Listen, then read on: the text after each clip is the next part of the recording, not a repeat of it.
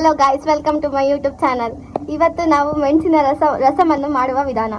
ಅದಕ್ಕೆ ಬೇಕಾಗಿರುವ ಸಾಮಗ್ರಿಗಳು: ಕೊತ್ತಂಬರಿ, ಕರಿಬೇವು, ಈರುಳ್ಳಿ, ಚೆನ್ನಾಗಿ ತುರಿದಿರೋ ಈರುಳ್ಳಿ, ಇದು ಸಾಂಬಾರ್ ಪುಡಿ, ಬೆಳ್ಳುಳ್ಳಿ, ಜೀರಿಗೆ, ಮೆಣಸು, ಟೊಮೆಟೊ, ಇಲ್ಲಿ ಚೆನ್ನಾಗಿ ತುರಿದಿರೋ ತೊಗರಿಬೇಳೆ, ಮತ್ತೆ ಇದು ಹುಣಸೆ ಹಣ್ಣಿನ ರಸ.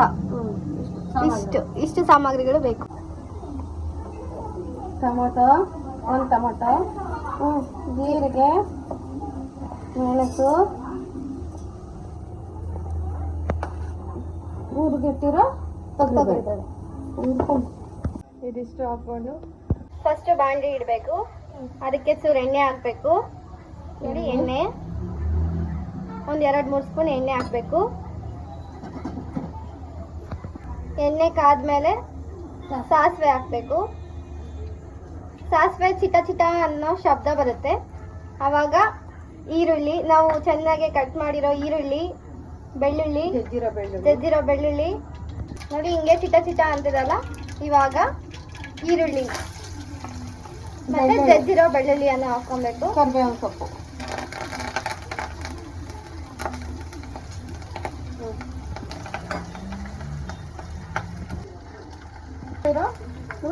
ಇದು ನೋಡಿ, ರುಬ್ಕೊಂಡಿರೋ ಎಲ್ಲ ನಾವು ಮಿಕ್ಸಿಗೆ ಹಾಕೊಂಡ್ವಲ್ಲ, ಅದನ್ನ ಈಗ ಈ ಬಾಂಡಿಗೆ ಹಾಕೊಬೇಕು.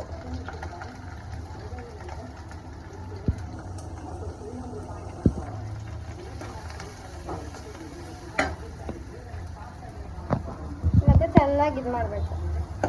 ಇಲ್ಲಾಂದ್ರೆ ಬಾಂಡ್ಲಿ ಕೆಳಗಡೆ ತಳ ಅಂಟ್ಕೊಂಡ್ಬಿಡುತ್ತೆ. ಅದರಲ್ಲಿರುತ್ತಲ್ಲ ಸ್ವಲ್ಪ ನೀರು, ಮತ್ತೆ ಹುಣಸೆ ಹಣ್ಣಿನ ರಸ ಐತಲ್ಲ ಅದನ್ನ ಹಾಕೊಬೇಕು. ಸಾರಿನ ಪುಡಿ, ಸಾಂಬಾರ್ ಪುಡಿನ ಹಾಕೊಬೇಕು. ರುಚಿಗೆ ತಕ್ಕಷ್ಟು ಉಪ್ಪು ಇಷ್ಟು ಹಾಕ್ಬಿಟ್ಟು ಈಗ ಉಪ್ಪು ಹಾಕೊಬೇಕು. ರುಚಿಗೆ ತಕ್ಕಷ್ಟು ಉಪ್ಪನ್ನ ಹಾಕೋ. ನಾನು ಕಲ್ಲುಪ್ಪು ಹಾಕ್ತಾ ಇರೋದು.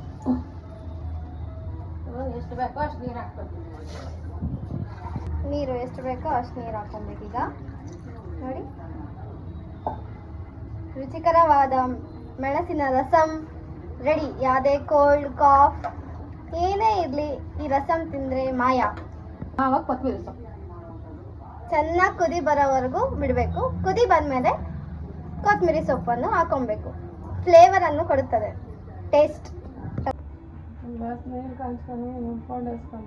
ಇದಕ್ಕೆ ಫೈನಲ್ ಟಚ್ ಅಪ್ ಕೊತ್ತಂಬರಿ ಸೊಪ್ಪು. ನೋಡಿ, ಚೆನ್ನಾಗಿ ಕುದೀತಿದೆ. ಬಿಸಿ ಬಿಸಿ ಅನ್ನಕ್ಕೆ ಈ ರಸಂ ಹಾಕೊಂಡು ತುಪ್ಪ ಹಾಕೊಂಡು ತಿಂದ್ರೆ ಆಹಾ,